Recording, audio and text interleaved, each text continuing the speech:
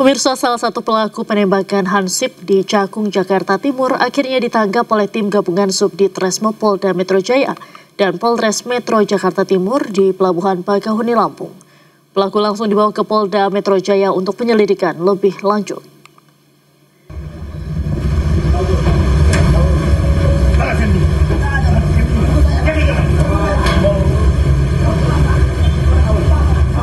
Salah satu pelaku penembakan Hansip di Cakung, Jakarta Timur akhirnya ditangkap. Pelaku berinisial R ditangkap di Pelabuhan Bakauheni, Lampung saat mencoba melarikan diri dari kejaran petugas gabungan Polda Metro Jaya dan Polres Jakarta Timur. Saat ini di Treskrimum Polda Metro Jaya bersama Polres Metro Jakarta Timur sudah mengamankan satu orang pelaku berinisial R di Bakauheni yang hendak melarikan diri ke wilayah Lampung. Dalam kurun waktu 12 jam pasca kejadian, polisi sudah mengamankan satu pelaku. Kami saat ini juga mengejar pelaku lainnya untuk mencari barang bukti yang digunakan saat melakukan tindak pidana. Saat ini pelaku dibawa ke Polda Metro Jaya untuk penyelidikan lebih lanjut. Sementara satu pelaku lainnya bersama barang bukti yang digunakan masih dalam pengejaran pihak kepolisian. Dari Jakarta, tim liputan iNews melaporkan. Informasi lain, pemirsa, Menteri Sosial Saifullah Yusuf menyambangi kediaman keluarga Hansip yang tewas ditembak pelaku curanmor di Cakung, Jakarta Timur. Keluarga korban berharap pelaku segera ditangkap dan dihukum seberat-beratnya.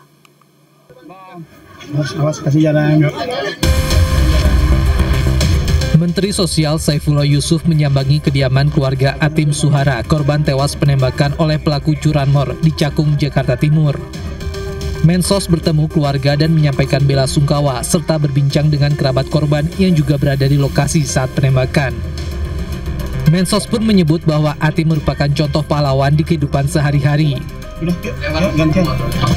Atim dan dua rekannya yang berada di lokasi kejadian akan menerima santunan. Dalam suasana peringatan Hari Pahlawan, saya ingin menyampaikan bahwa almarhum ini salah satu contoh pahlawan hari ini, yang melakukan sesuatu untuk kepentingan orang lain. Jadi bukan untuk kepentingan diri sendiri, tidak sedang menjaga aset-asetnya sendiri, tapi sedang menjaga keamanan, ketertiban untuk kepentingan orang banyak. Maka itu atas nama Kementerian Sosial dan tentu mewakili Presiden memberikan rasa hormat yang setinggi-tingginya kepada almarhum. Sebelumnya, usai diotopsi di Rumah Sakit Polri Kramat Jati, jenazah Atim Suhara langsung disolatkan di masjid dekat rumahnya di Cakung, Jakarta Timur. Usai disolatkan, jenazah langsung dimakamkan di TPU Buni, Tipar Cakung. Memang lagi jamnya dia ya. Juga malam kan, dia yang monitor CCTV-nya, jadi dia yang melihat CCTV, yang dua keliling, jadi 3 orang yang menjagain. Ya, kalau dari pihak keluarga cuma pengennya cepat ketangkap, cepat ketemu dan diadili seadil-adilnya. Keluarga berharap pelaku segera ditangkap dan dihukum seberat-beratnya.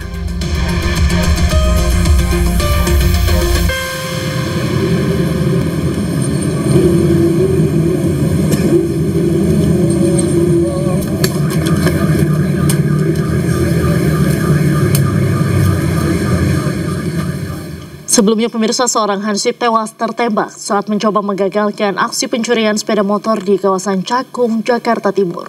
Korban sempat berduel dengan pelaku sebelum akhirnya tewas ditembak.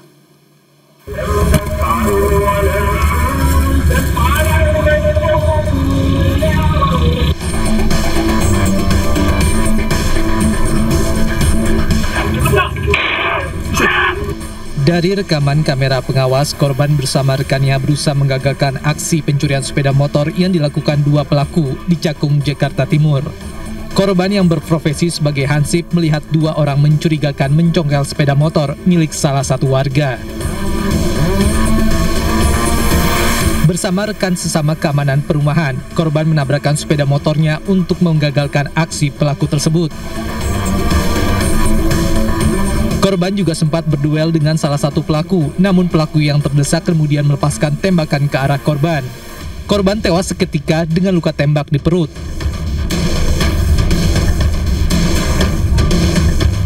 Sebelum penembakan terjadi, dua pelaku berboncengan motor sempat terekam kamera pengawas, berkeliling mencari mangsanya sekitar pukul 3:30 pagi. Pelaku mengitari area permukiman dan memantau situasi sepi hingga berhenti di satu gang dan berupaya mencuri motor warga yang terparkir di depan rumah. Namun aksi pelaku diketahui korban bersama rekannya. Setelah dilakukan olah TKP, pemeriksaan terhadap saksi, kemudian membentuk tim gabungan yaitu dari Krimpung Polda, kemudian dari Polres, kemudian dari Opsional Polsek, kemudian menganalisa CCTV. Mudah-mudahan dalam waktu dekat secepatnya bisa terungkap. Kasus penembakan kini ditangani petugas kepolisian sektor Cakung, Polres Metro Jakarta Timur. Pemirsa, pasca ledakan di SMA N 72 Jakarta, KPAI pastikan proses belajar mengajar akan berlangsung secara daring. Psikolog akan mendampingi siswa dalam proses belajar mengajar dengan fokus pemulihan psikologis.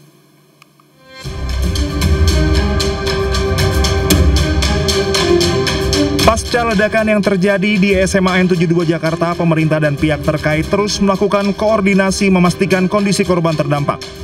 Pemerintah dan pihak terkait memberikan pendampingan psikologis kepada anak-anak korban terdampak baik yang masih menjalani perawatan medis, rawat jalan, maupun korban yang berada di sekitar lokasi kejadian. Sementara sterilisasi di lokasi kejadian tetap berlangsung hingga 3 hari ke depan sehingga aktivitas pembelajaran akan dilakukan secara daring dengan fokus pada pemulihan psikologis. Anak-anak yang masih dirawat, kemudian anak-anak yang sudah pulang ke rumah dan juga anak-anak yang ada di sekitar dan 780 anak lainnya. Semua harus mendapatkan pendampingan psikologis beserta guru. Guru juga harus mendapatkan pendampingan psikologis. 17 guru sudah. Nah, sisanya masih ada total 42 guru, jadi sisanya juga harus mendapatkan pendampingan psikologis. Kemudian yang kedua, untuk pembelajaran, dipastikan bahwa besok pembelajarannya secara online, biar anak-anak bisa menghilangkan trauma terlebih dahulu, dan proses hukum di sini, misalnya sterilisasi dan lain sebagainya, tetap berlangsung, sehingga anak-anak dalam kegiatan belajar mengajar juga nanti didampingi oleh psikolog. Selain siswa, pendampingan psikologis ini juga menyasar pada guru dan staf SMA N 72 Jakarta. Dari Jakarta, Hadisti Arifa, Rama Romadona, Anyus melaporkan. Pemirsa, korban ledakan di SMA N 72 Jakarta yang ada di Rumah Sakit Yarsi bertambah 3 orang. Hingga kini para korban masih menjalani perawatan dan dalam pantauan dokter. Sabtu malam, 3 korban mendatangi rumah sakit. 1 diantaranya menjalani rawat inap dan 2 lainnya menjalani rawat jalan. Dengan bertambahnya korban yang mendatangi rumah sakit, total 18 korban ledakan yang menjalani perawatan di Rumah Sakit Yarsi. 15 korban masih dirawat dengan rincian 14 orang rawat inap di ruang perawatan sementara. 1 korban yang dilaporkan luka parah masih menjalani perawatan intensif di ruang ICU.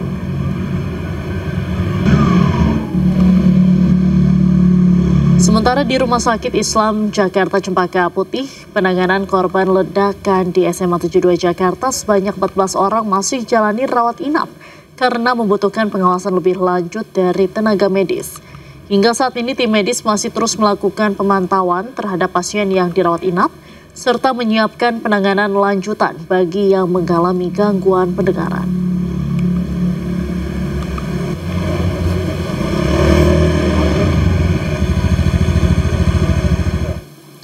Untuk mengetahui informasi terkini, kami telah terhubung dengan jurnalis iNews Hendry Aprila di Rumah Sakit Islam Cempaka Putih dan Naura Syafika di Rumah Sakit Yarsi Jakarta. Selamat sore rekan-rekan. Saya ke Naura terlebih dahulu, bagaimana kondisi korban hingga sore hari ini? Ya, selamat sore Diandra dan pemirsa. Saat ini di Rumah Sakit IRC Jakarta Pusat ini untuk korban pasca ledakan di SMA N 72 Kelapa Gading ini memang sudah mendapatkan perawatan, di mana untuk total pasien yang berada di sini total 19, di mana diantaranya untuk 3 pasien ini sudah diperbolehkan untuk pulang dan menjalani rawat jalan. Kemudian untuk 16-nya masih berada di Rumah Sakit IRC dan mendapatkan rawat inap. Dan diantaranya dari 16 pasien tersebut satunya juga masih berada di ICU. Dan saat ini kami juga masih menunggu untuk informasi selanjutnya dari kondisi pasien, apakah memang kondisinya masih parah atau bagaimana, karena di sini juga dijadwalkan bahwa di Rumah Sakit IRC akan diadakan press conference, di mana nantinya dari Direktur Medis Rumah Sakit IRC yaitu Dr. Muhammadi bersama dengan dari Wagub Jakarta yaitu Rano Karno di sini akan mengadakan press conference dan juga memberikan rilis terkait dengan kondisi yang ada. Dan memang seperti yang kita ketahui bersama, untuk korban dari pasca ledakan SMA N 72 Kelapa Gading ini dibagi ke 3 rumah sakit berbeda, yaitu di Rumah Sakit IRC, kemudian Rumah Sakit Pertamina Jaya, dan juga Rumah Sakit Islam Cempaka Putih. Sementara itu, Diandra.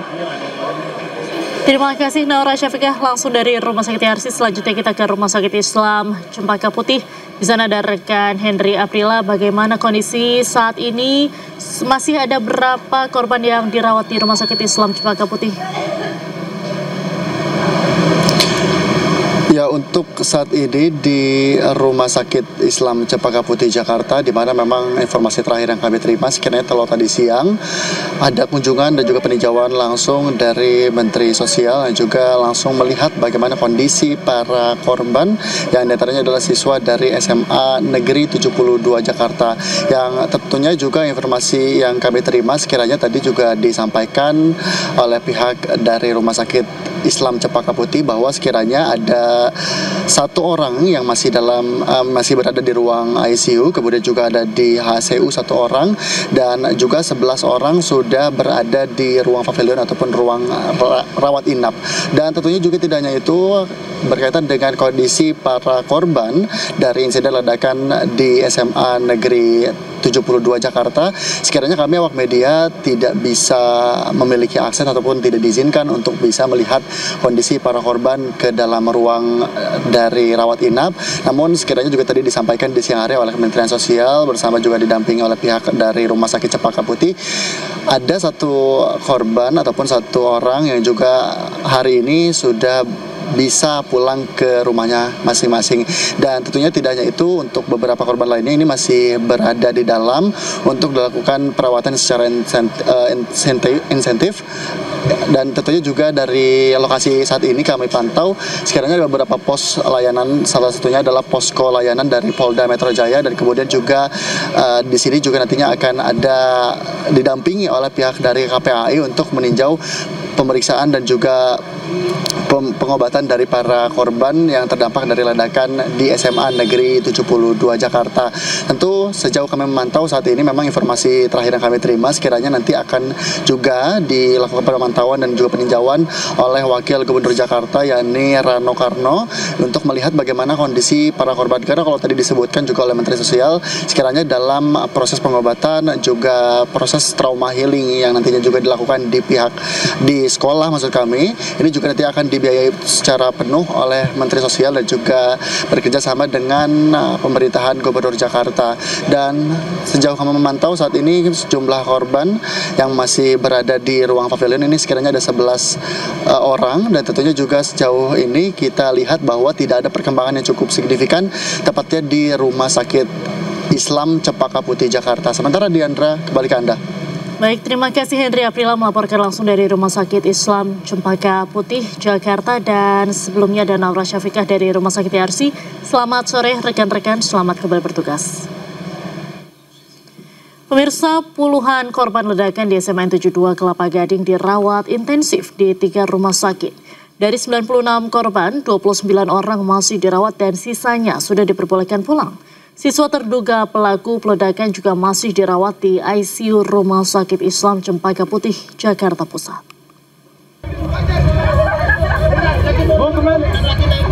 Ke BK aja yang terdekat dulu. Mana aja. BK aja yang terdekat. BK Bu terdekat Bu. Bersama Wakil Ketua DPR Sufmi Dasko Ahmad, artis Raffi Ahmad yang juga utusan khusus Presiden menjenguk belasan siswa korban ledakan yang dirawat di RS Islam Cempaka Putih, Jakarta Pusat. Raffi menyemangati satu persatu korban agar segera pulih. Beberapa korban ledakan di SMA N72 Kelapa Gading yang luka parah telah menjalani operasi. 14 siswa masih dirawat intensif. 29 korban telah diperbolehkan pulang. Namun untuk keluhan para korban terkait pendengaran yang terganggu pasca ledakan akan terus dipantau untuk proses penyembuhannya. Sementara di Rumah Sakit Yarsi, Jakarta Pusat ada 15 korban masih menjalani perawatan medis. Satu korban diantaranya masih dirawat di ruang ICU karena alami luka cukup serius termasuk luka bakar. Namun korban sudah menjalani operasi. Gubernur Jakarta Pramono Anung yang menjenguk para korban mengatakan biaya pengobatan semua korban ditanggung oleh pemerintah daerah. Sungguh sangat berduka dengan kejadian yang terjadi di SMA 72 ketika sholat Jumat sedang berlangsung. Untuk peristiwanya dengan detail menjadi kewenangan sepenuhnya kepolisian. Tetapi dalam keadaan yang seperti ini, pemerintah DKI akan hadir untuk semua hal yang berkaitan dengan tanggungan di rumah sakit sepenuhnya akan menjadi tanggung jawab pemerintah DKI. Dimanapun yang terjadi, pokoknya akan menjadi tanggung jawab pemerintah DKI, apakah di rumah sakit ini, rumah sakit lain, dan sebagainya. Sebelumnya, puluhan orang terluka akibat ledakan yang terjadi di Masjid SMA Negeri 72, Kelapa Gading, Jakarta Utara pada Jumat siang. Ledakan terjadi saat sedang digelar sholat Jumat. Para korban dibawa ke dua rumah sakit, yakni Rumah Sakit Islam Jakarta dan Rumah Sakit Yarsi untuk menjalani perawatan medis. Dari Jakarta, Tim Liputan iNews melaporkan.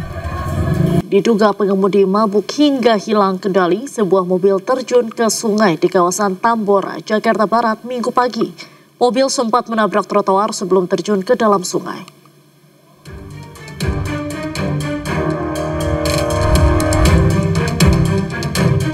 Sebuah mobil tercebur ke dalam aliran kali Jelangkeng di Jalan Perniagaan Tambora, Jakarta Barat, Minggu pagi. Mobil ini ditinggal pengemudinya usai kecelakaan terjadi. Diduga pengemudi dalam pengaruh minuman keras saat berkendara. Mobil menabrak trotoar hingga akhirnya terjun ke dalam sungai. Menurut saksi mata, mobil yang dikemudikan seorang perempuan ini melaju dari arah Jalan Toko 3 Perniagaan menuju Jembatan 5 Tambora. Dia ini bareng arah dari sana. Bareng aku terjun tapi dianya bisa loncat. Oh gitu. Loncat dianya belum bisa menjebur orangnya. Dianya loncat, ceweknya mabok. Tidak ada korban jiwa dalam insiden kecelakaan ini. Pengemudi menyelamatkan diri sebelum kendaraannya terjun ke dalam sungai. Kecelakaan tersebut ditangani petugas Laka Lantas Jakarta Barat. Dari Jakarta, Rizky Falufi, iNews melaporkan. Timnas Indonesia U22 akan kembali memulai persiapannya menuju SEA Games 2025 Thailand pada Desember mendatang. Kali ini sebanyak 30 pemain dipanggil pelatih Indra Syafri untuk menjalani pemusatan latihan skuad Garuda Muda.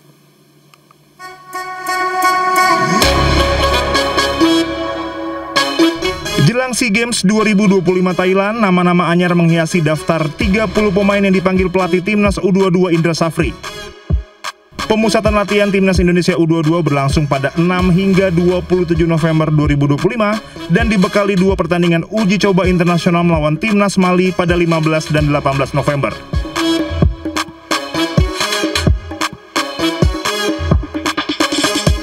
Di posisi penjaga gawang ada Cahya Supriyadi, Muhammad Ardiansah, Dava Fasya, dan Ikram Al-Ghifari.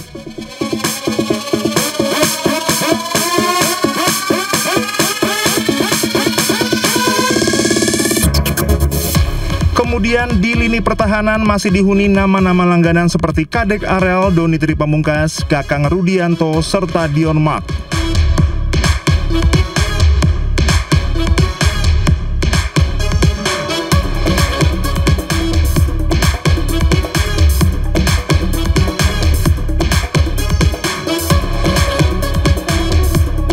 Menariknya, Indra Syafri memanggil Ivari Yener untuk mengikuti pelatnas Timnas Indonesia U22.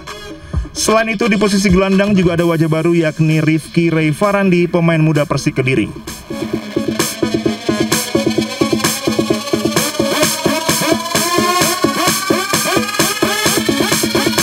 Pemain depan yang kali ini dipanggil juga cukup menyita perhatian. Indra Syafri memanggil Mauro Zylstra yang sebelumnya bermain di skuad senior bersama timnas Indonesia. Selebihnya Indra Syafri kembali memanggil nama-nama pemain yang sudah tidak asing seperti Hoki Caraka, Rafael Struijk, Jens Revens, Ricky Pratama, dan Rahmat Arjuna. Dari nama-nama yang dipanggil, Indra Syafri cukup serius memilih komposisi pemainnya kali ini mempertahankan medali emas SEA Games. Indonesia akan memulai persaingan di grup C SEA Games 2025 bersama Singapura, Myanmar, dan Filipina mulai 3 hingga 18 Desember mendatang.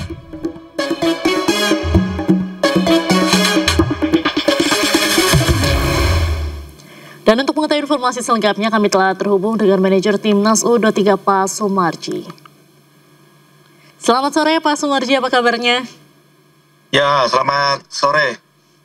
Baik, Pak Sumarji, kita membicarakan soal Timnas U23 nih untuk persiapan ke SEA Games 2025.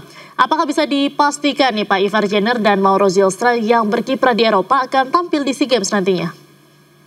Ya, jadi untuk perkembangan, Ivar hari ini, malam ini dia datang, Mauro sama Dion itu besok siang bergabung untuk sama-sama mengikuti pemusatan latihan TC selama persiapan SEA Games ini.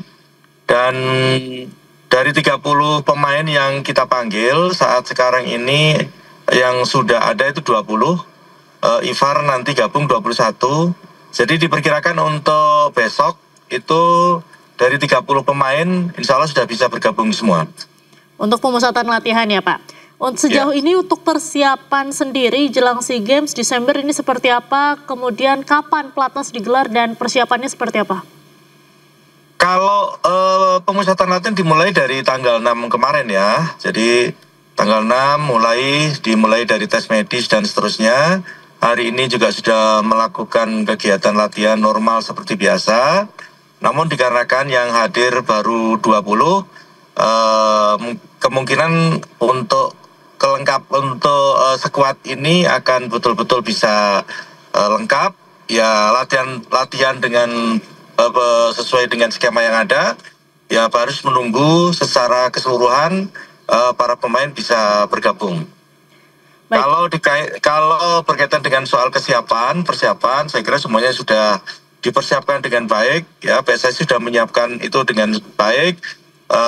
Tentu dengan skema yang ada dan juga tentu dengan roadmap yang sudah disampaikan jauh-jauh hari oleh Coach Indra agar supaya bisa mempersiapkan tim ini dengan baik, dikarenakan kan memang kita tahu bahwa SEA Games ini boleh dikatakan sangat berat yang akan kita hadapi dikarenakan pelaksanaannya di Thailand. Tentu Thailand juga punya keinginan yang sama-sama pengen menang, sehingga ya kita harus mempersiapkan itu dengan sebaik-baiknya.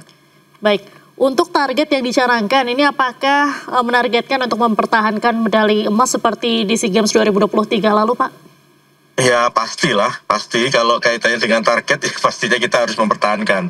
Tapi ingat, mempertahankan itu lebih sulit ya daripada meraih. Tetapi karena ini adalah momentumnya sangat tepat, dikarenakan pemain-pemain yang kita panggil ini boleh dikatakan punya kualitas yang sangat baik ya. Sehingga ya kita harus betul-betul bisa mewujudkan itu semua dengan sebaik-baiknya. Baik. Kemudian untuk rencana program latihan menjelang SEA Games sendiri ini kabarnya juga akan ada uji coba internasional. Ini ada berapa kali Pak? Ya, jadi untuk nanti kita akan melakukan uji coba di tanggal 15 dan 18 itu melawan Mali ya, 15 itu lawan Mali dan 18 juga lawan Mali, dilaksanakan nanti di Stadion Pakansari. Baik, untuk uji coba sendiri ini dengan timnas U22-nya Mali atau dengan timnas seniornya Pak? Sama, usia yang sama, 22 juga, usia 22 juga. Baik. Nah, mungkin bisa disampaikan juga Pak Sumarji, apakah nantinya dalam SEA Games sendiri ini apakah ada perubahan strategi permainan kah? Mengingat juga banyak yang baru bergabung begitu di dalam timnas ini. Ya, jadi kalau kaitannya dengan soal bicara soal strategi, tentu kan kita ini juga harus bisa melihat lawan-lawan kita, ya. Sekarang ini tujuan kita melakukan TC ini adalah untuk mempersiapkan itu semua dengan nanti, karena ini TC-nya cukup panjang nih, cukup panjang, mulai dari tanggal 6 nanti sampai dengan kita berangkat ke Thailand di awal bulan Desember. Nah, dengan kondisi itu tentu kan kita harus banyak bisa menganalisa tim-tim yang akan menjadi lawan kita. Ya, sekali lagi tim-tim yang akan menjadi lawan kita.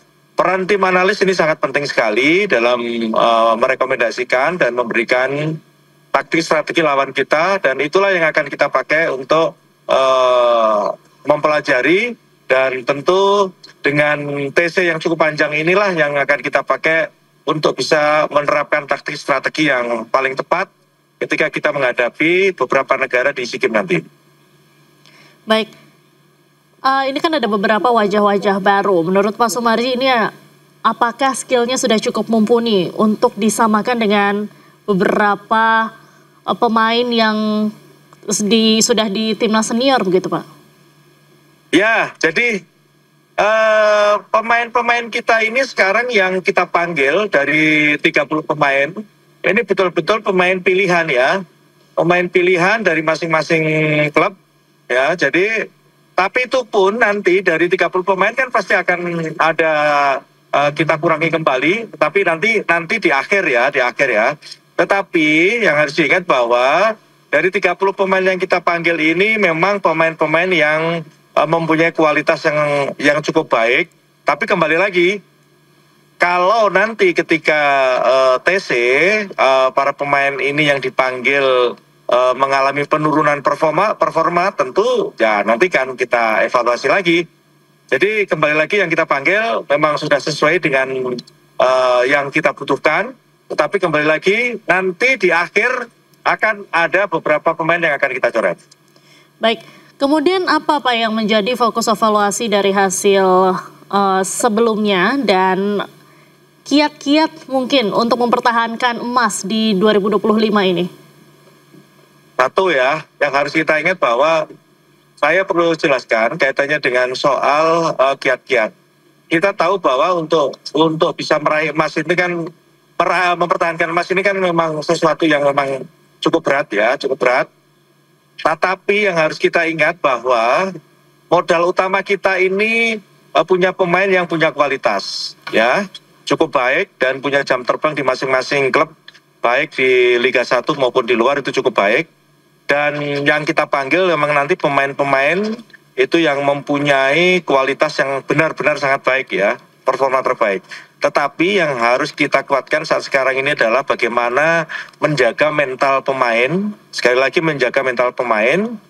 Di samping itu juga yang harus kita prioritaskan adalah bagaimana menjaga disiplin pemain.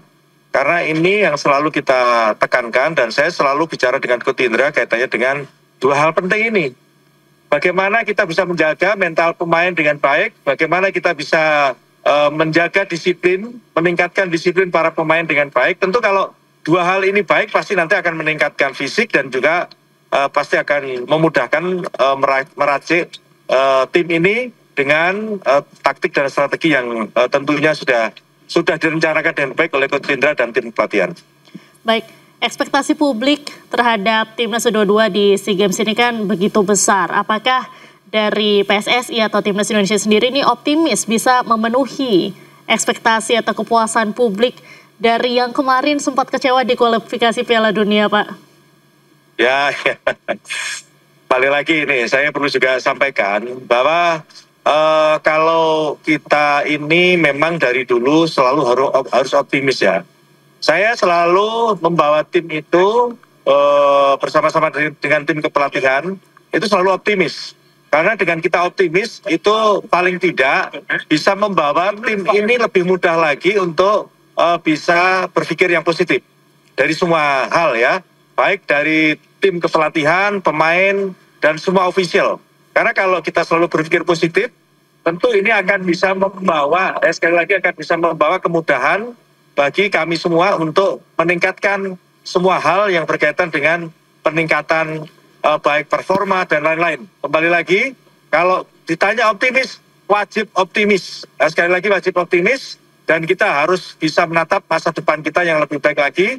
Apalagi SEA Games ini kemarin kita dapat emas, dan kita juga berupaya bagaimana bisa membanggakan bangsa dan negara kita dengan cara bisa mempertahankan itu.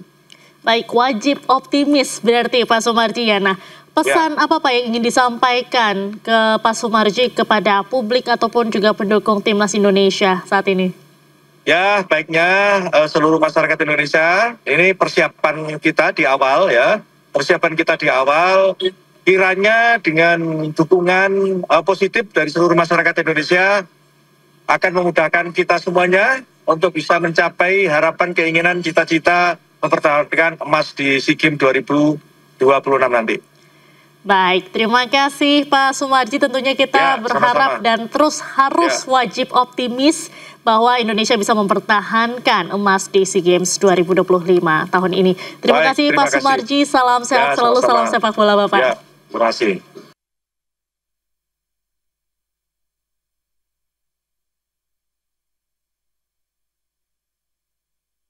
Pemerintah Filipina berupaya memulihkan wilayah yang hancur usai topan Kalmaegi menyapu kawasan Cebu, Filipina Tengah. Rekaman drone menunjukkan kerusakan parah pada perumahan dan infrastruktur penting di kawasan Cebu, Filipina Tengah.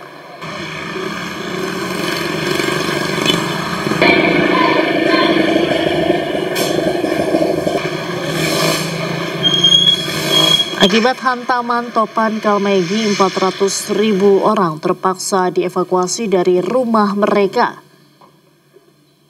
Sementara itu ada 188 orang dinyatakan meninggal dunia.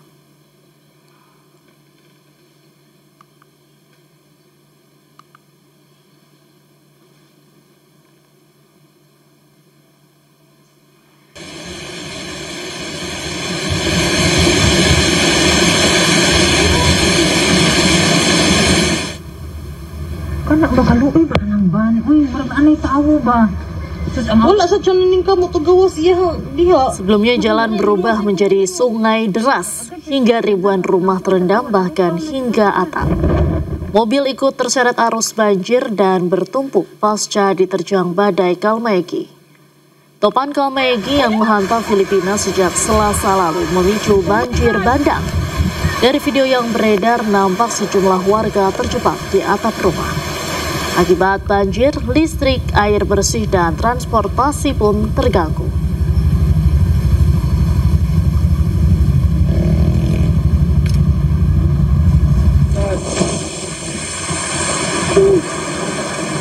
Cuma ada sebelah guys.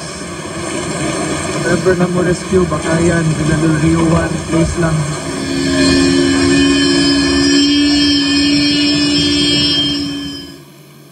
Setelah menghantam Filipina, topan Kalmaegi menyapu kawasan Vietnam Tengah.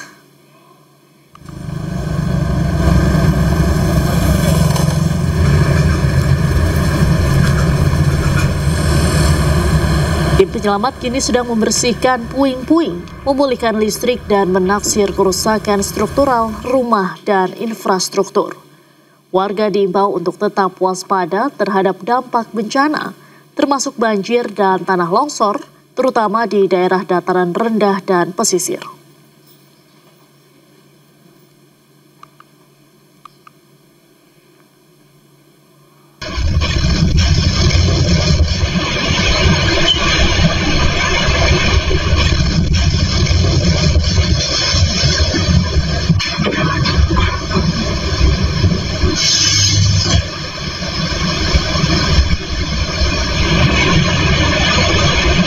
Dengan kecepatan angin mencapai 149 km per jam, topan Kalmaegi menghantam kota pesisir Kuino dan daerah sekitarnya.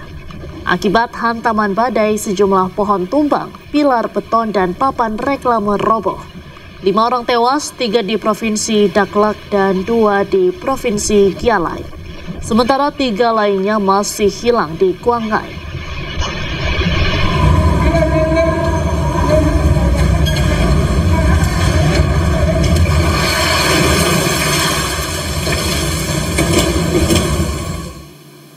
Beralih ke informasi lain pemirsa, sebanyak 15 jenazah warga Palestina dipindahkan ke Rumah Sakit Nasr di Khan Yunis, Gaza Selatan, usai diserahkan oleh Israel ke Palang Merah.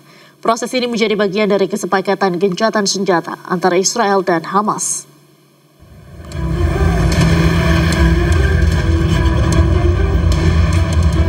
Jenazah warga Palestina yang baru diserahkan oleh Israel ke Komite Internasional Palang Merah ICRC dipindahkan ke Rumah Sakit Nasr di Khan Yunis, Gaza Selatan. Rekaman menunjukkan jenazah warga Palestina dipindahkan dari kendaraan menuju ruang forensik Rumah Sakit Nasr. Nampak pula sejumlah keluarga tampak memeriksa foto-foto untuk mencoba mengenali kerabat mereka yang hilang. Petugas Palang Merah pun turut membantu proses identifikasi di rumah sakit. Menurut pihak Kementerian Kesehatan Palestina, 15 jenazah tersebut sedang diperiksa, diverifikasi dan didokumentasikan oleh otoritas terkait untuk proses identifikasi. بالنسبة لدفعة هذا اليوم من الجثمين كانت في تحلل رمي متقدم عليها بالفحص الأولي عليها إصابات ناتجة عن إصابة انفجارية ومنها أعيرة نارية. Kementerian Kesehatan Palestina melaporkan sejauh ini 89 dari total 300 jenazah yang dikembalikan oleh Israel telah berhasil diidentifikasi. Sebanyak 24 jasad warga Palestina tak teridentifikasi dikuburkan secara massal di pemakaman Deir al-Balah, Gaza Tengah. Diketahui hanya 84 dari 284 jenazah yang diserahkan oleh Israel sejauh ini telah teridentifikasi.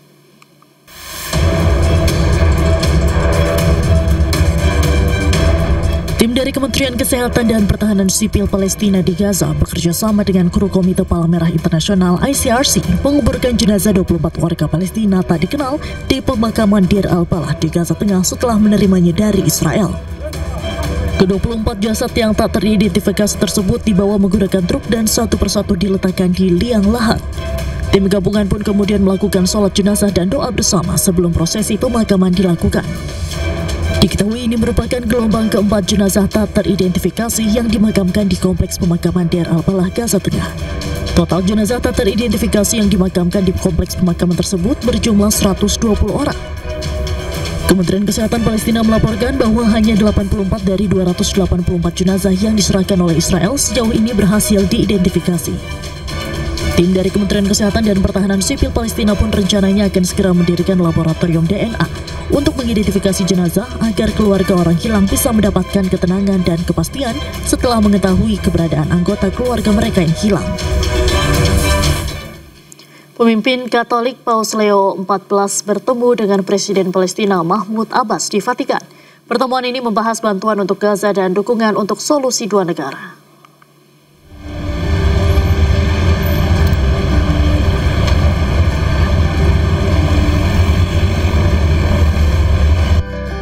Kedatangan Presiden Palestina Mahmud Abbas disambut Paus Leo ke-14 di halaman Istana Apostolik Vatikan Kamis lalu. Kunjungan Abbas terjadi 10 tahun setelah Vatikan. Gudang 8, Jalan Raya Prancis, Gudang 8.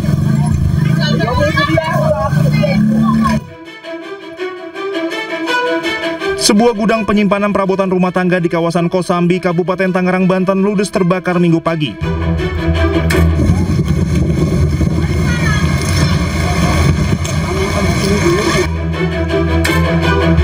Api dengan cepat membesar karena sebagian besar isi gudang merupakan bahan plastik yang mudah terbakar. Bahan-bahan di dalam gudang seperti sendok, mangkuk, dan perabotan plastik lainnya menjadi penyebab cepatnya penyebaran api dan munculnya asap pekat di lokasi. Yang terbakar itu jadi gudang blok MC produksi alat-alat rumah tangga plastik, mesin injek gitu. Mesin injek dia bikin perabot-perabot rumah tangga dari bahan-bahan plastik gitu. Tadi kalau nggak salah itu kejadiannya jam setengah 10-an, setengah 10 kurang lebih jam setengah 10 gitu. Tim pemadam segera meluncur ke lokasi mengerahkan 50 personel dan membawa 10 mobil pemadam. Petugas berhasil mencegah api merembet ke bangunan lain meskipun sempat mengalami kendala karena sumber air yang cukup jauh dari lokasi. Untuk kendala sumber air Pak, agak terlalu jauh, jadi nanti akan kami buat sistem statis, jadi tidak putus sumber air. Bang, selain gudang ini apakah ada gudang yang lain Bang yang merembet? Alhamdulillah terbackup, terputus dengan kami, jadi hanya satu gudang aja. Tidak ada korban jiwa maupun luka-luka dalam kejadian ini. Penyebab kebakaran masih dalam penyelidikan pihak kepolisian. Dari Tangerang, Banten, Hasnugara iNews melaporkan. Pemirsa, hujan deras sejak Sabtu siang membuat sungai keruh meluap. Alhasil ruas Jalan Nasional Bumi Ayu dan pemukiman warga terendam banjir bandang pada Sabtu sore.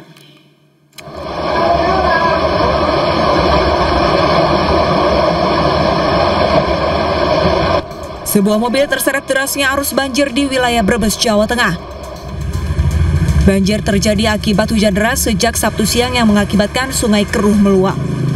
Selain mobil, 3 bangunan rumah warga di bantaran sungai pun dilaporkan roboh.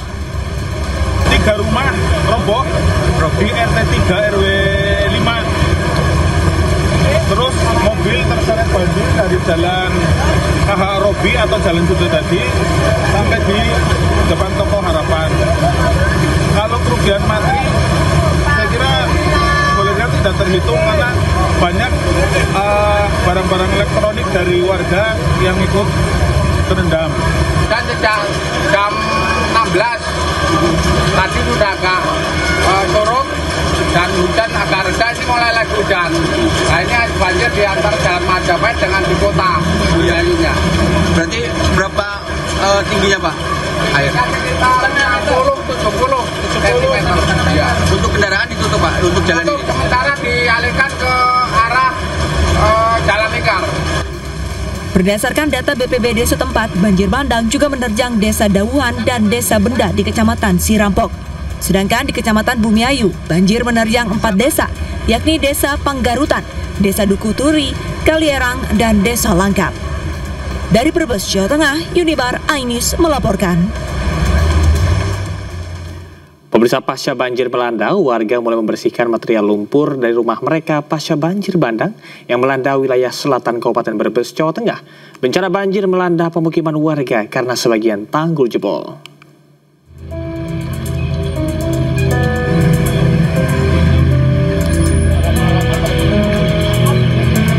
Sejumlah warga bersama relawan bergotong royong membersihkan rumah dan toko dari endapan lumpur.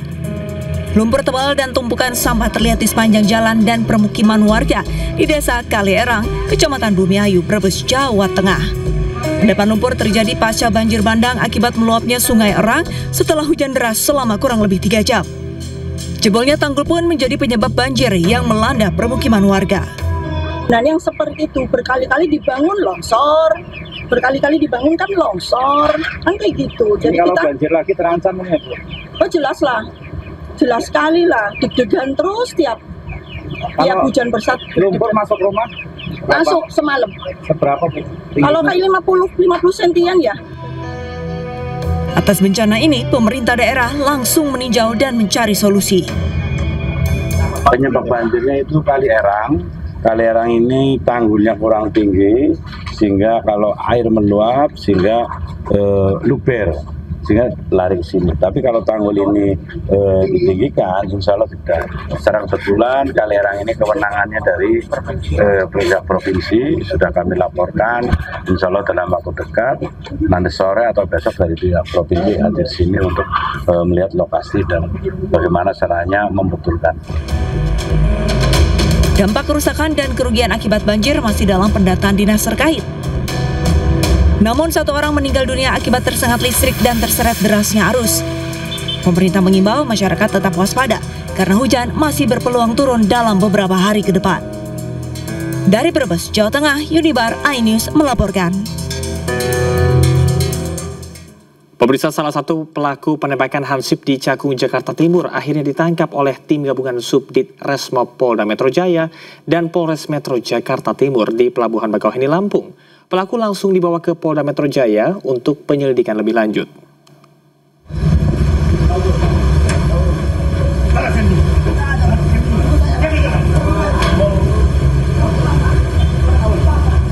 Salah satu pelaku penembakan Hansip di Cakung, Jakarta Timur akhirnya ditangkap. Pelaku berinisial R ditangkap di Pelabuhan Bakauheni, Lampung saat mencoba melarikan diri dari kejaran petugas gabungan Polda Metro Jaya dan Polres Jakarta Timur. Saat ini di Treskrimum Polda Metro Jaya bersama Polres Metro Jakarta Timur sudah mengamankan satu orang pelaku berinisial R di Bakauheni yang hendak melarikan diri ke wilayah Lampung. Dalam kurun waktu 12 jam pasca kejadian, polisi sudah mengamankan satu pelaku. Kami saat ini juga mengejar pelaku lainnya untuk mencari barang bukti yang digunakan saat melakukan tindak pidana. Saat ini pelaku dibawa ke Polda Metro Jaya untuk penyelidikan lebih lanjut. Sementara satu pelaku lainnya bersama barang bukti yang digunakan masih dalam pengejaran pihak kepolisian. Dari Jakarta, tim liputan iNews melaporkan. Menteri Sosial Saifullah Yusuf menyambangi kediaman keluarga Hansip yang tewas ditembak pelaku curanmor di Cakung, Jakarta Timur. Keluarga korban berharap pelaku segera ditangkap dan dihukum seberat-beratnya.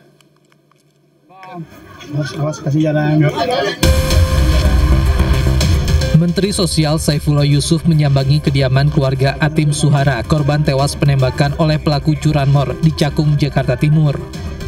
Mensos bertemu keluarga dan menyampaikan bela sungkawa serta berbincang dengan kerabat korban yang juga berada di lokasi saat penembakan. Mensos pun menyebut bahwa Atim merupakan contoh pahlawan di kehidupan sehari-hari. Atim dan dua rekannya yang berada di lokasi kejadian akan menerima santunan. Dalam suasana peringatan Hari Pahlawan, saya ingin menyampaikan bahwa almarhum ini salah satu contoh pahlawan hari ini, yang melakukan sesuatu untuk kepentingan orang lain. Jadi bukan untuk kepentingan diri sendiri, tidak sedang menjaga aset-asetnya sendiri, tapi sedang menjaga keamanan, ketertiban untuk kepentingan orang banyak.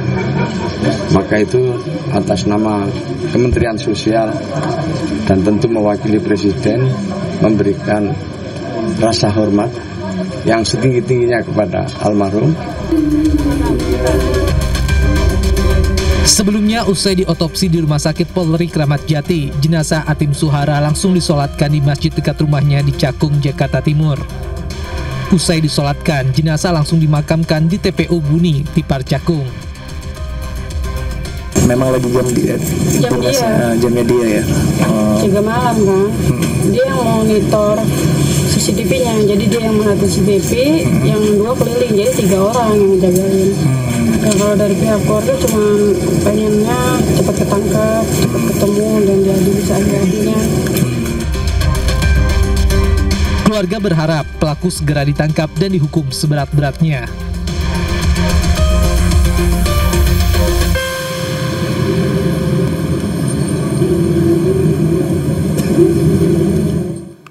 Sebelumnya, seorang Hansip tewas tertembak saat mencoba menggagalkan aksi pencurian sepeda motor di kawasan Cakung, Jakarta Timur. Korban sempat berduel dengan pelaku sebelum akhirnya tewas ditembak. Dan kita akan ke informasi selanjutnya. Pemirsa, tangis histeris keluarga terjadi saat pemakaman jenazah Reno dan Farhan, korban demo besar-besaran Agustus lalu. Kedua korban ditemukan berupa kerangka di Gedung Kuitang, Jakarta Pusat.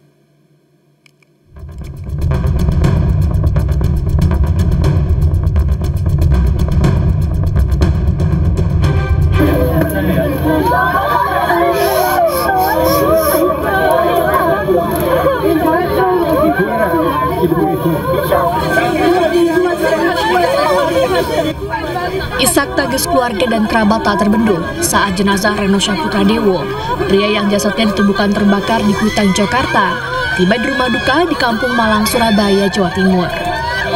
Ibunda Reno bahkan sempat histeris dan pingsan saat jenazah anaknya diturunkan dari ambulans. Keluarga terus berdatangan ke rumah duka untuk menyampaikan bela sungkawa. Jenazah Reno dimakamkan pagi ini di TPU Jarak, Surabaya.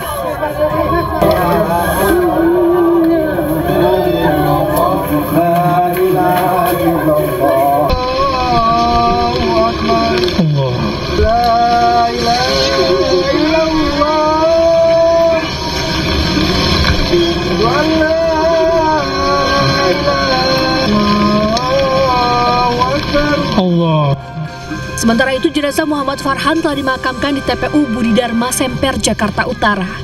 Keluarga dan kerabat almarhum yang berkumpul tak kuasa menahan tangis. Di tengah hujan, keluarga menggelar doa bersama untuk Farhan. Reno Syahputra dan Muhammad Farhan merupakan dua orang hilang usai demonstrasi di kawasan Kuitang, Jakarta Pusat pada akhir Agustus 2025 lalu. Menurut polisi, penyebab kematian Reno dan Farhan adalah karena terbakar. Tim Liputan iNews melaporkan. Pemirsa, Barreskrim Polri menangkap pelaku utama kasus tambang batubara ilegal di kawasan Taman Hutan Raya Bukit Suharto, Kutai Kartanegara, Kalimantan Timur yang masuk wilayah IKN. Polisi menemukan 4.000 kontainer berisi batu bara ilegal dengan nilai sekitar 80 miliar rupiah. Pelaku utama berinisial M merupakan bos perusahaan PT WU. Pelaku berperan sebagai pemodal sekaligus penjual batu bara ilegal dari kawasan IKN. Tersangka sempat kabur selama 1 bulan sebelum berhasil ditangkap. Modusnya, batu bara ilegal dikeruk dari kawasan konservasi, ditimbun di area milik PT WU, dikemas dalam ribuan karung dan peti kemas, lalu dikirim keluar Pulau Kalimantan. Tambang ilegal tersebut membuka 300 hektar lahan di kawasan konservasi yang sekaligus berada di zona strategis IKN.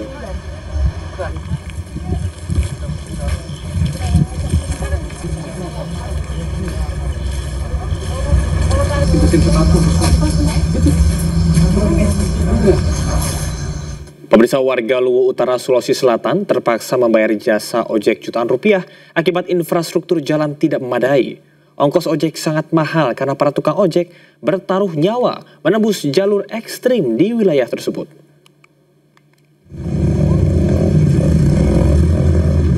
Di jalur inilah para jasa ojek bertaruh nyawa.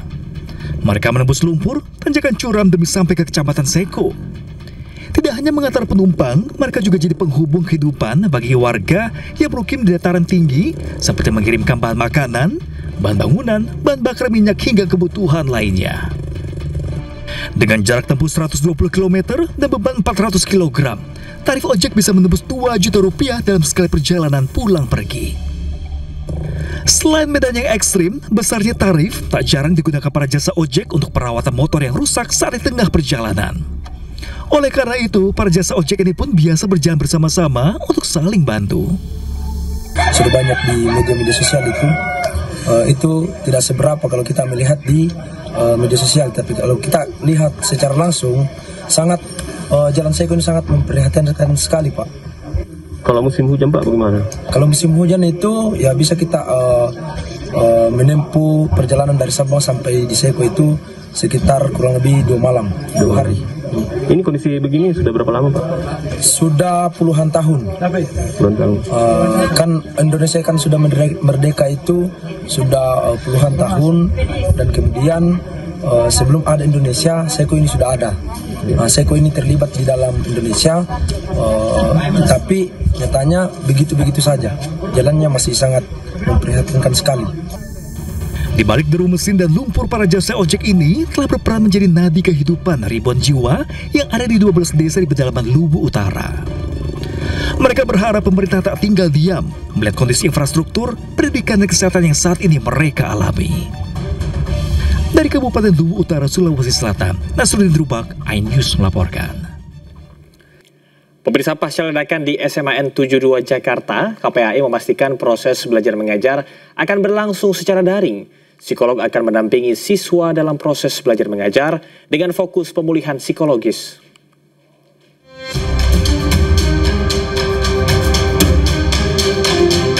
Pasca ledakan yang terjadi di SMAN 72 Jakarta, pemerintah dan pihak terkait terus melakukan koordinasi memastikan kondisi korban terdampak.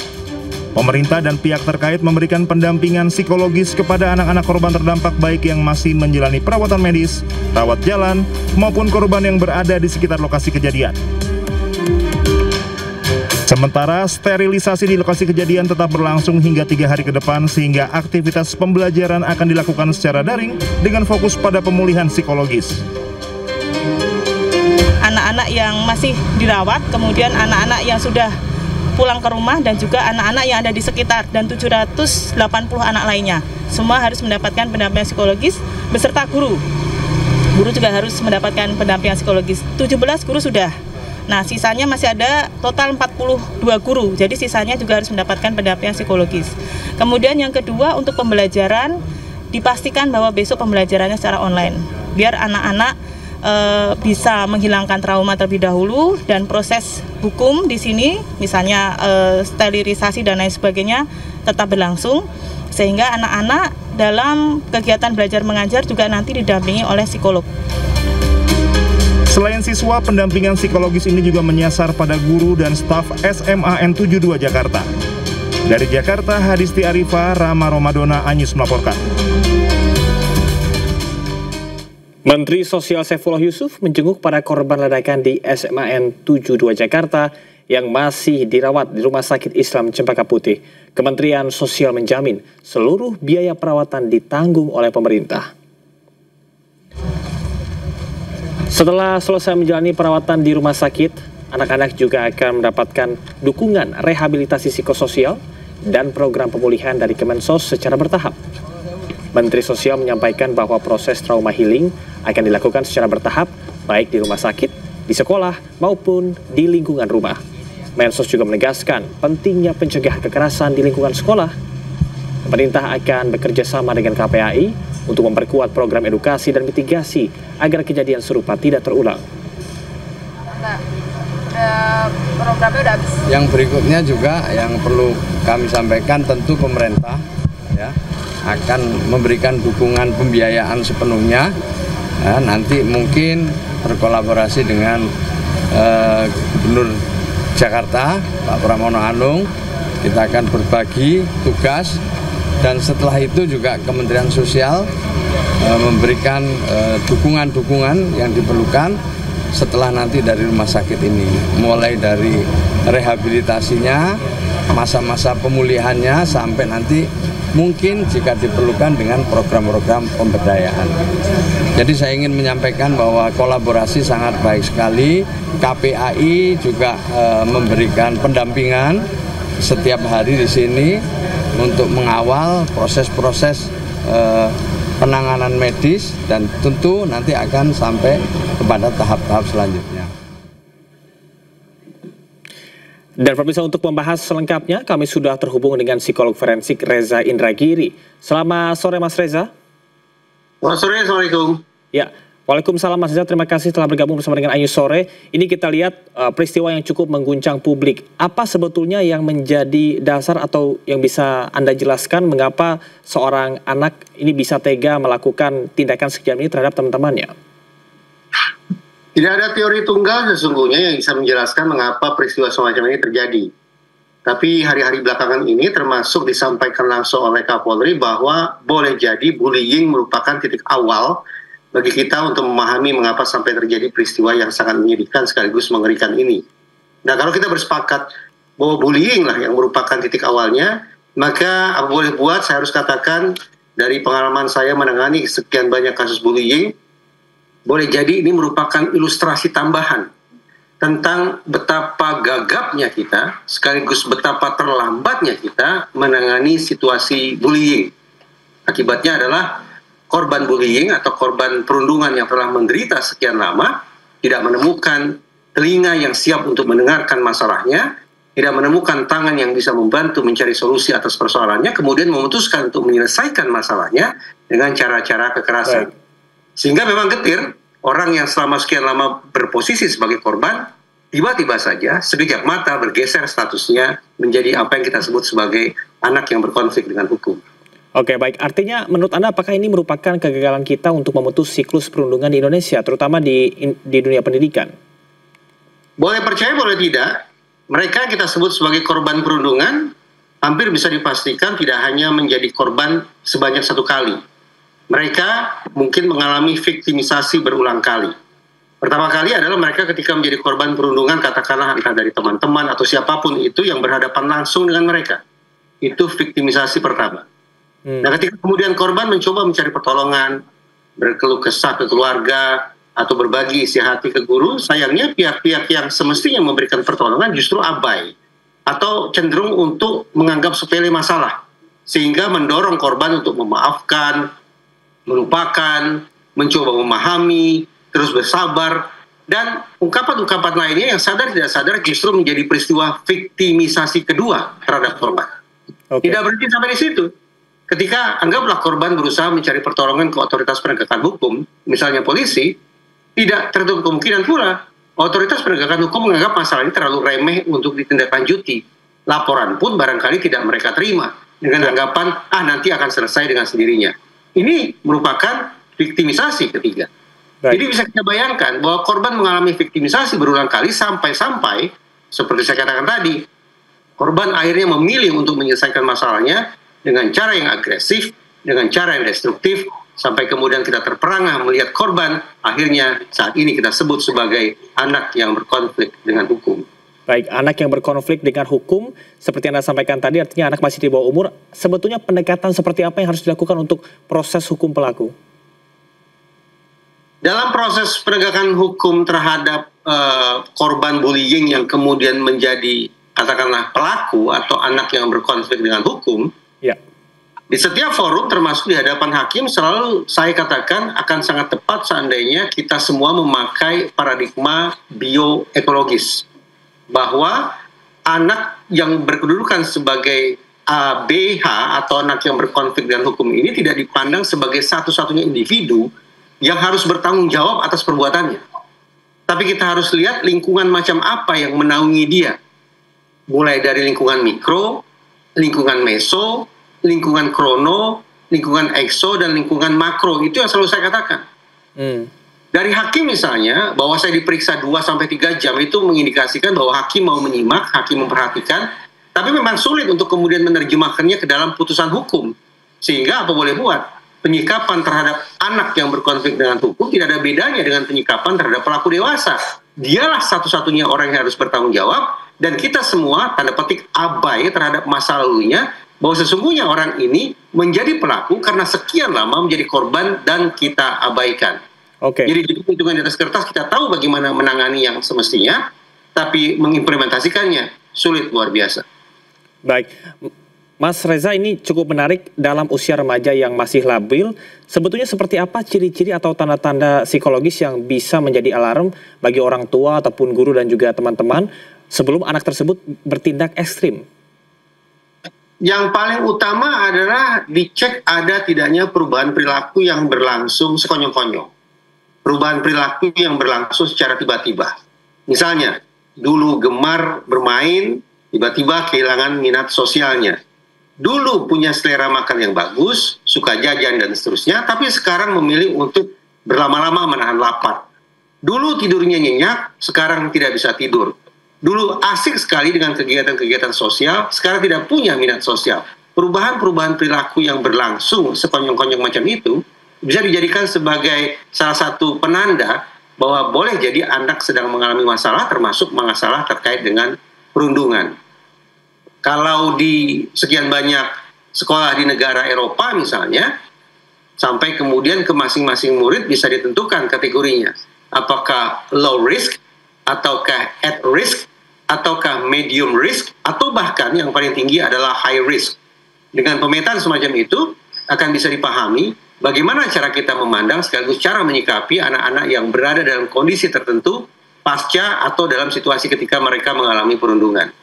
Oke, baik. Mas Reza, diketahui juga bahwa anak yang berkonflik dengan hukum atau pelaku ini juga membawa senjata tajam mainan, ya. Apakah ini juga ada indikasi bahwasanya anak ini mengikuti ataupun juga meniru film ataupun juga konten-konten tertentu yang sebetulnya tidak layak dikonsumsi? Memang getir ya, bahwa lagi-lagi tampaknya dalam konteks perilaku kita harus mengamini yang namanya teori belajar sosial, teori peniruan, bahwa apa yang anak simak, apa yang anak tonton, apa yang anak baca, apa yang anak dengar, kemudian bisa menginspirasi mereka untuk melakukan perbuatan serupa. Karena itulah, terus terang saja, sejak sekitar 10 tahun lalu, di sekian banyak forum saya mengkhawatirkan bahwa untuk menjadi pelaku kekerasan, apalagi orang menyebut sebagai pelaku teror, kendati saya tidak begitu setuju juga dengan penyebutan itu, ternyata berlangsung lewat dua mekanisme yang relatif sederhana, yaitu self-indoctrination, bagaimana anak kemudian menjejali isi kepalanya, mencuci otaknya dengan konten-konten yang berwarna agresif, destruktif, dan sejenisnya. Dan setelah anak merasa cukup tercuci otaknya, masuk ke fase kedua, yaitu self-recruitment.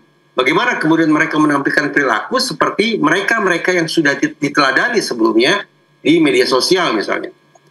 Barangkali ini pula penjelasan mengapa ada kemiripan perilaku antara anak yang sedang kita perbincangkan saat ini dengan sekian banyak peristiwa serupa di luar negeri, di mana seorang siswa akhirnya melakukan kekerasan yang sifatnya massal di tempat umum atau di lingkungan sekolahnya. Barangkali seperti itu. Ya, Mas Reza, anak ini kan merupakan konstruksi dari lingkungan di sekitarnya. Lantas, pesan apa yang ini Anda sampaikan kepada seluruh masyarakat, terutama guru dan juga orang tua, serta teman-teman di sekitar, agar bisa lebih peka lagi untuk melihat perubahan emosi dari rekan-rekan sebelum mereka menyalurkan sesuatu yang seharusnya tidak dilakukan? Undang-undang Sistem Peradilan Pidana Anak sebetulnya sudah mewanti-wanti kita semua dengan dua hal yang sangat mendasar. Pertama, betapapun saat ini masyarakat merasakan marah, sakit hati, benci, dendam, atau perasaan-perasaan negatif lainnya terhadap anak yang berkonflik dengan hukum itu, tapi keharusan menurut undang-undang adalah kita semaksimal mungkin membersihkan hati kita dari perasaan-perasaan negatif tersebut. Itu wanti-wanti pertama. Wanti-wanti yang kedua, bahwa walau bagaimanapun kita semua tetap memandang anak ini sebagai insan yang memiliki masa depan. Dan konsekuensinya adalah tidak tepat bagi kita untuk menggunakan cara berpikir yang punitif, yaitu bagaimana menjatuhkan hukuman seberat-beratnya kepada anak tersebut. Tapi mindset yang harus terbangun adalah bagaimana kita terus membersamai atau mendampingi dia menuju masa depannya tersebut. Mas Reza, terima kasih atas undang-undang. Ya, Mas Reza, terima kasih atas informasi dan juga keterangan yang Anda sampaikan. Mudah-mudahan kasus ini bisa segera diselesaikan dengan terang benderang. Terima kasih telah bergabung bersama kami. Selamat bertugas kembali. Terima kasih.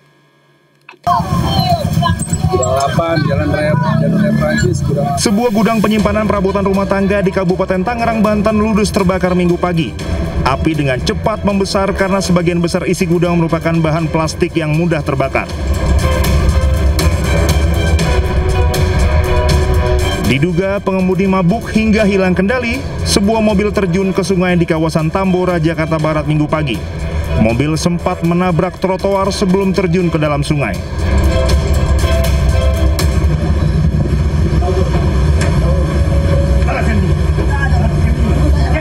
Salah satu pelaku penembakan hansip di Cakung, Jakarta Timur akhirnya ditangkap tim gabungan Subdit Resmo Polda Metro Jaya dan Polres Metro Jakarta Timur di Pelabuhan Bakauheni, Lampung. Pelaku langsung dibawa ke Polda Metro Jaya untuk penyelidikan lebih lanjut.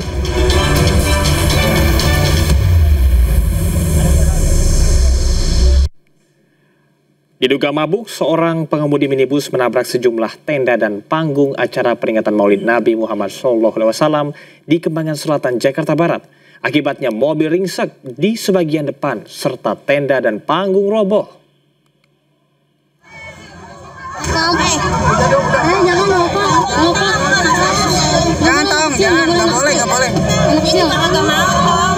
Sejumlah tenda peringatan Maulid Nabi Muhammad di Kembangan, Jakarta Barat roboh. Robohnya tenda tak lain karena ditabrak sebuah minibus yang dikendarai seorang pria. Tak hanya tenda, sebuah panggung juga roboh dan melukai seorang pekerja bangunan hingga terluka di bagian tangan dan kepala. Saat diamankan, selain pengemudi terdapat seorang perempuan duduk di kursi penumpang. Kecelakaan bermula saat mobil melaju kencang dari Puri Kembangan menuju Cengkareng, tiba-tiba hilang kendali. Kemudian mobil langsung menabrak sejumlah tenda dan panggung di lokasi. Diduga penyebab kecelakaan akibat pengemudi dalam pengaruh minuman beralkohol saat berkendara. Guna penyelidikan lebih lanjut, mobil pengemudi beserta penumpang seorang diamankan ke kantor unit Laka Lantas Jakarta Barat.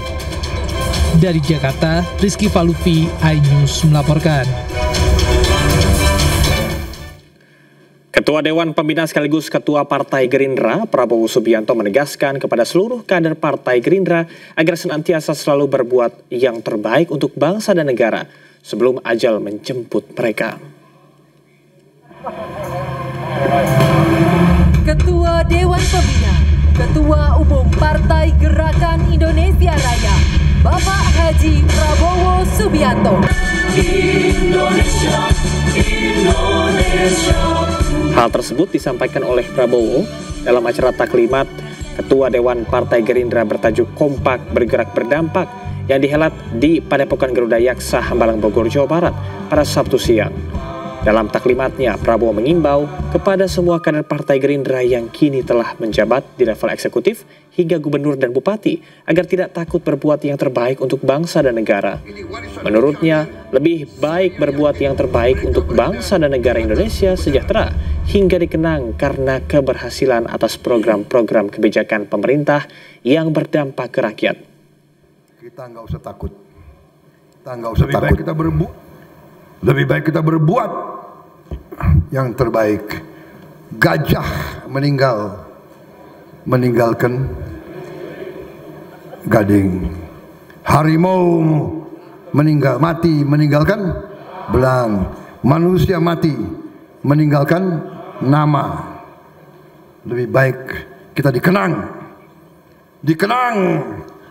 membela rakyat, dikenang, membawa Indonesia sejahtera, dikenang, memberi makan semua anak-anak dan ibu-ibu hamil seluruh Indonesia. Itu. Menteri Keuangan Purbaya Sadewa berencana menyederhanakan mata uang rupiah atau redenominasi. Nantinya uang pecahan Rp1.000 akan diubah menjadi Rp1.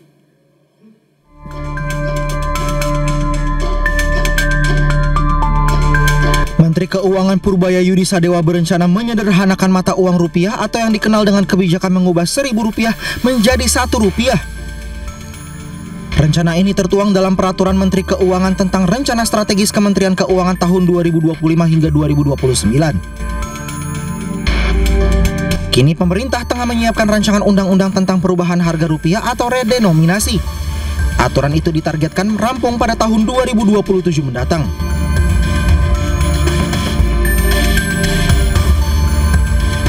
Redenominasi adalah pemangkasan atau penyederhanaan nilai mata uang tanpa memengaruhi nilai tukarnya yang dilakukan saat kondisi ekonomi sedang stabil atau sehat.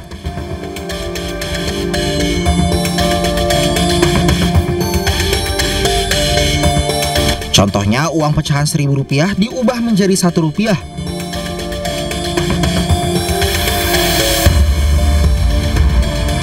Adapun tujuan redenominasi adalah untuk efisiensi perekonomian nasional, menjaga stabilitas nilai rupiah agar daya beli masyarakat terjaga, dan meningkatkan kredibilitas mata uang rupiah di mata dunia. Sementara menurut Ekonom Center of Economic and Law Studies atau Celios Nailul Huda, narasi terkait redenominasi rupiah lebih tepat disampaikan oleh otoritas moneter, dalam hal ini Bank Indonesia ketimbang otoritas fiskal. Meskipun di satu sisi Kemenq dapat mewakili pemerintah untuk mengusulkan pada parlemen terkait pembuatan undang-undang redenominasi rupiah. Saya melihat bahwa seharusnya narasi ini lebih tepat disampaikan oleh otoritas moneter ketimbang otoritas fiskal. Meskipun satu sisi sebenarnya Kemenq dalam hal ini mewakili pemerintah itu bisa mengusulkan kepada parlemen terkait pembuatan undang-undang redenominasi rupiah. Nah, kalau kita lihat sebenarnya di PMK yang terdahulu itu juga dimasukkan, namun hingga saat ini belum dibahas dan belum disetujui. Nah, saya rasa sebenarnya Bank Indonesia harus berbicara kepada DPR untuk menjadi pengusul undang-undang dari redenominasi rupiah ini, dan BI menjadi lead dalam isu redenominasi rupiah karena memang berperan aktif dalam bidang moneter. Rencana redenominasi rupiah telah lama bergulir sejak 2013 lalu. Rencananya 3 angka 0 dalam mata uang rupiah akan dihilangkan. Tim Liputan iNews melaporkan. Rencana pemerintah menyederhanakan mata uang rupiah atau redenominasi menuai pro dan kontra di masyarakat. Dan berikut tanggapan warga Jakarta. Kalau untuk saya pribadi sih setuju-setuju aja, karena gimana ya, untuk transfer itu lebih memudahkan kita gitu. Contohnya ya kalau saya untuk transfer 10.000 suka lebih, nol jadi 100.000 gitu ya kan. Kalau 100.000 suka kurang apa gimana gitu. Jadi kalau nolnya dikurangin mungkin agak sedikit memudahkan kita ya. Kalau saya lihat sih sebenarnya Indonesia ini inflasinya termasuk yang masih terkendali, Mas. Kenapa? Karena pada saat kita akan mengeluarkan mata uang baru ya, kalau nggak secara langsung otomatis kan kita memerlukan biaya pencetakan mata uang segala macam. Kalau menurut saya sih sepertinya belum dibutuhkan urgent lah untuk dikeluarkan, tapi mungkin tidak menutup kemungkinan di masa yang akan datang itu perlu untuk dilakukan seperti itu. Saya kebetulan bukan orang keuangan, saya bergerak di bidang bisnis dan hukum. Ya sesimpelnya aja saya menilai duit saya 1M bisa jadi turun jadi 1 juta, walaupun secara nilainya juga tetap sama.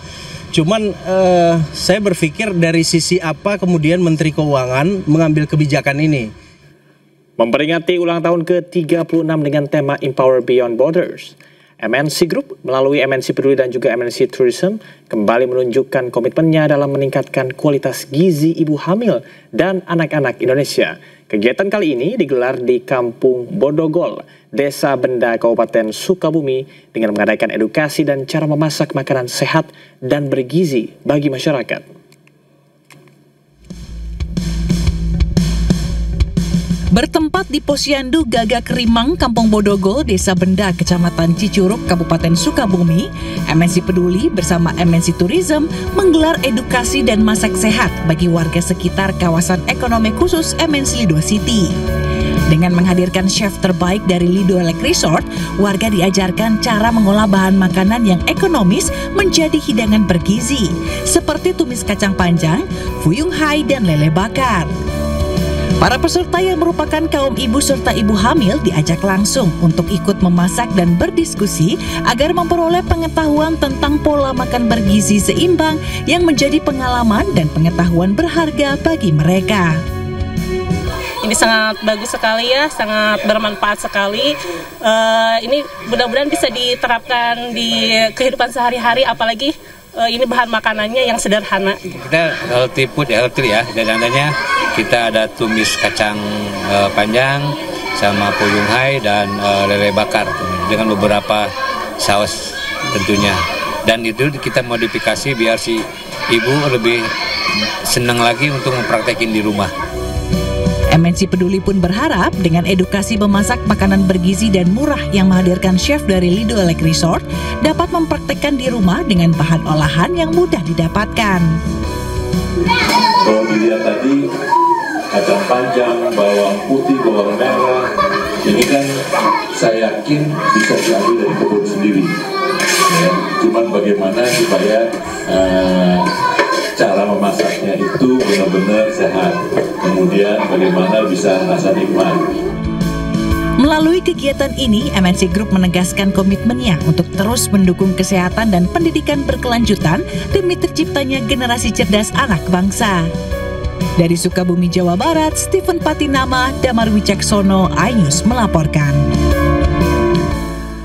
Pemerintah Filipina berupaya memulihkan wilayah yang hancur usai topan Kalmaegi menyapu kawasan Cebu, Filipina Tengah.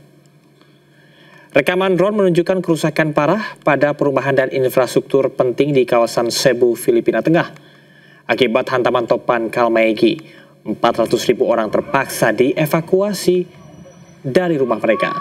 Sementara itu, ada 204 orang meninggal dunia.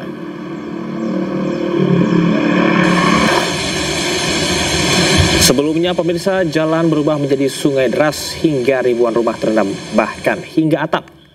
Mobil ikut terseret arus banjir dan bertumpuk pasca diterjang badai Kalmaegi. Topan Kalmaegi yang menghantam Filipina sejak Selasa memicu banjir bandang. Dari video yang beredar, nampak sejumlah warga terjebak di atap rumah. Akibat banjir, listrik, air bersih, dan transportasi terganggu.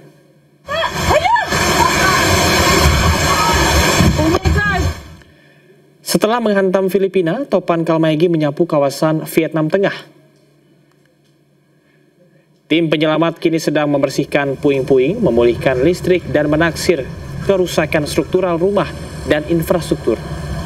Warga diimbau untuk tetap waspada terhadap dampak bencana, termasuk banjir dan tanah longsor, terutama di daerah dataran rendah dan pesisir.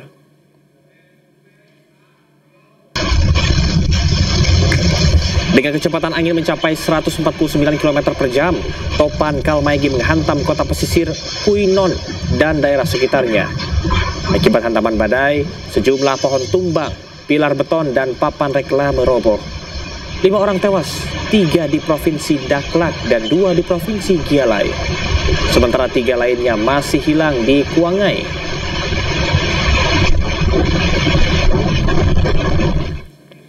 Sebanyak 15 jenazah warga Palestina dipindahkan ke Rumah Sakit Nasser di Khan Yunis, Gaza Selatan, usai diserahkan oleh Israel ke Palang Merah. Proses ini menjadi bagian dari kesepakatan gencatan senjata antara Israel dan Hamas.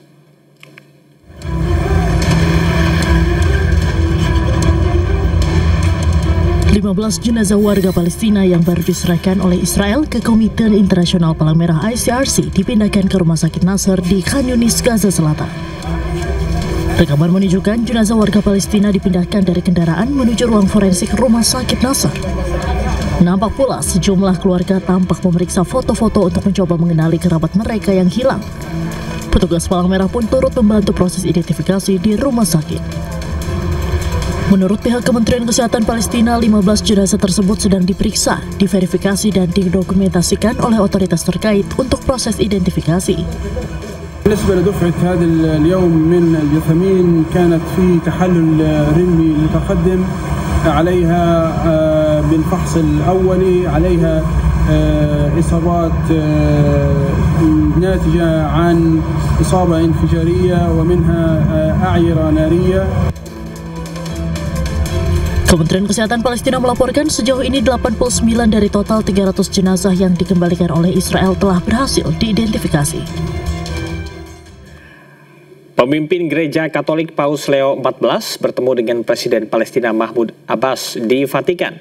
Pertemuan ini membahas bantuan untuk Gaza serta dukungan untuk solusi dua negara.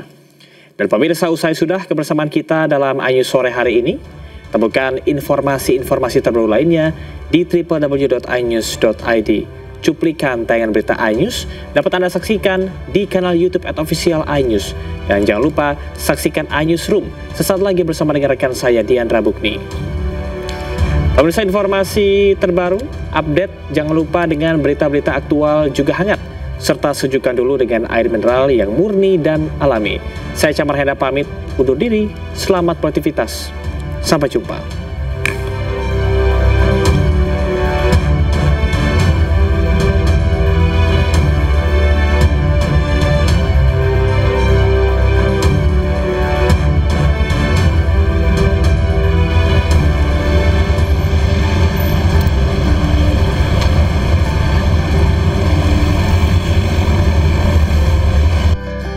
Kedatangan Presiden Palestina Mahmud Abbas disambut Paus Leo ke-14 di halaman Istana Apostolik Vatikan Kamis lalu. Kunjungan Abbas terjadi 10 tahun setelah Vatikan mengakui negara Palestina. Thank you very much for receiving me. I am happy and glad to be here again. Vatikan mendesak agar bantuan kemanusiaan bisa masuk dengan leluasa ke Gaza dan mendorong perdamaian. Kedua pemimpin kemudian berbincang hangat serta bertukar cindera mata. Sehari sebelumnya, pemimpin Palestina tersebut mengunjungi makam Paus Fransiskus di Roma. Pertemuan ini juga menjadi simbol komitmen bersama antara Vatikan dan Palestina untuk memperkuat hubungan diplomatik dan kerjasama kemanusiaan, khususnya di bidang pendidikan, kesehatan, dan perlindungan tempat-tempat suci di Yerusalem.